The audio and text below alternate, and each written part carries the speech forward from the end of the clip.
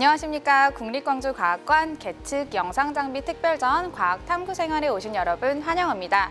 이번 특별전의 주제는 크게 두 가지로 나눌 수가 있는데요. 바로 계측과 영상입니다. 계측이란 말이 조금 어려우시죠? 계측은 쉽게 말해서 키를 재거나 몸무게를 재거나 시간을 재는 것을 말합니다. 이렇게 시간, 길이, 무게처럼 물체나 현상을 측정해서 수치로 나타내는 것을 바로 계측이라고 합니다. 그렇다면 영상은 어떨까요? 제 뒤에 보시는 것처럼 영상은 우리 주변에서 일어나는 일들을 기록해서 영상기기로 나타내 주는데요. 옆쪽에 있는 대표적인 영상기기로서는 카메라와 TV가 있습니다. 이번 특별전에서 볼 수 있는 계측기기 434점은 경북대의 이상윤 명예교수님께서 기증해 주셨고요. 영상 음향장비 285점은 구영웅 선생님께서, 그리고 방송 영상장비 21점은 KBC 광주방송에서 기증해 주었습니다. 그럼 지금부터 과거에서부터 현재로 이어지는 계측장비와 영상장비의 발전과 더불어서 그 속에 숨겨진 과학적인 원리를 찾아보도록 할까요? 네, 여러분들은 키나 몸무게를 말할 때 어떻게 얘기하나요?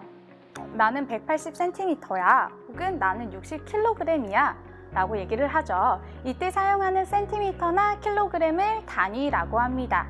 지금은 전 세계가 공통적으로 같은 단위를 이용하고 있지만 옛날에는 그렇지 않았다고 하는데요. 그럼 옛날에는 무게나 길이를 어떻게 얘기했을까요? 일존 측정의 역사존에서는 우리나라를 비롯한 다른 여러 나라에서 사용하는 단위와 측정의 역사에 대해서 살펴보도록 하겠습니다. 이곳은 계측기기에 관련된 공간입니다. 길이나 무게, 부피, 시간 등을 재는 것을 계측이라고 하는데, 여기 사용되는 물건들을 한번 살펴보도록 하겠습니다. 앞에는 모래시계가 있는데요. 모래를 작은 구멍으로 떨어뜨려 일정한 시간을 재는 시계입니다. 이 모래시계로 측정할 수 있는 시간은 얼마일까요?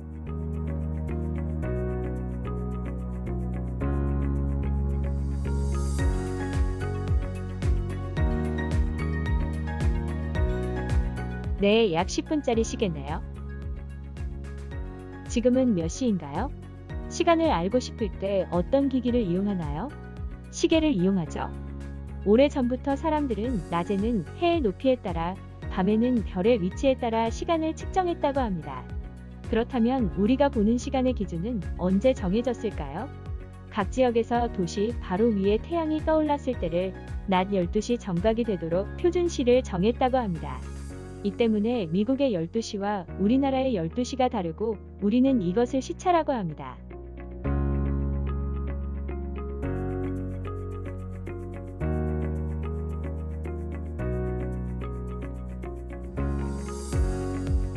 그럼 시계 외에 다른 측정 기기들은 어떤 것이 있을까요?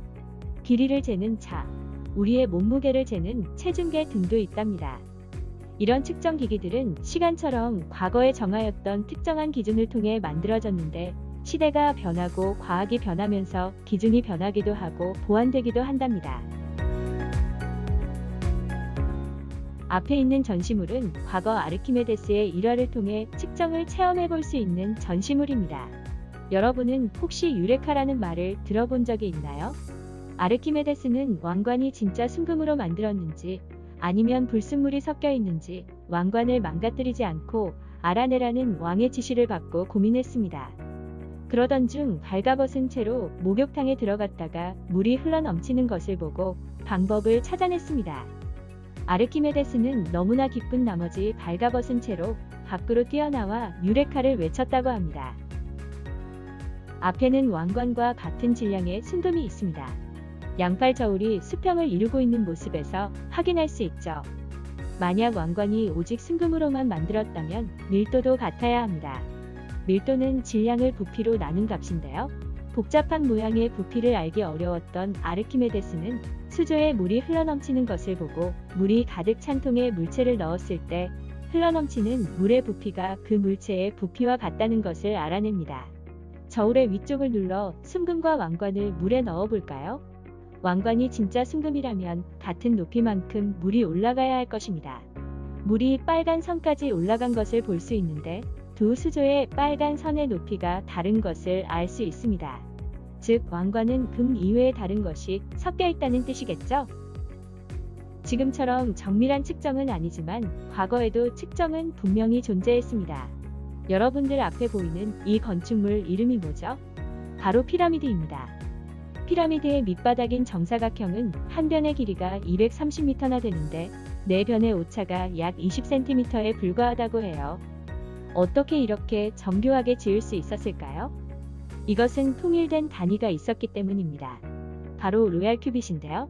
큐빗은 당시에 통치하던 파라오의 팔꿈치에서 손끝까지의 거리에 손바닥의 길이를 더한 것을 말합니다. 이렇게 통일된 단위가 있었기 때문에 아직까지도 튼튼하게 유지되는 피라미드를 지을 수 있었던 것이죠. 이처럼 통일된 단위는 정교한 작업을 하는 데 있어 매우 중요하답니다. 그럼 우리나라에서는 옛날에 어떤 단위를 사용했을까요? 우리나라도 옛날엔 고대 이집트의 로열 큐빗처럼 사람을 기준으로 삼았습니다. 여러분이 아는 단위도 있나요?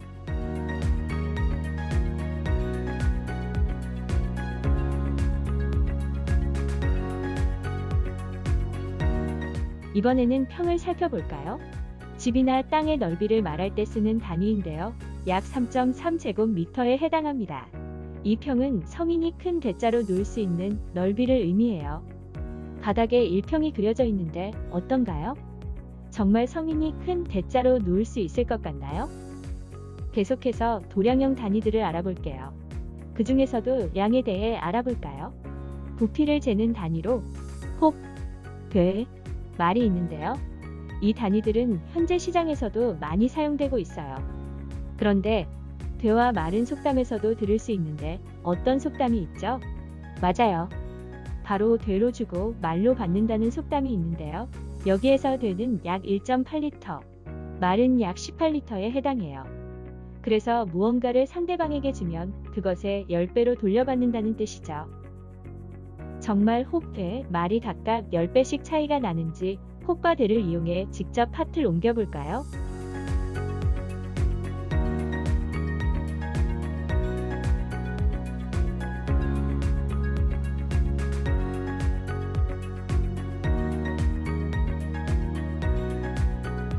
그 이외에도 우리나라의 단위와 관련된 속담들이 많이 있습니다.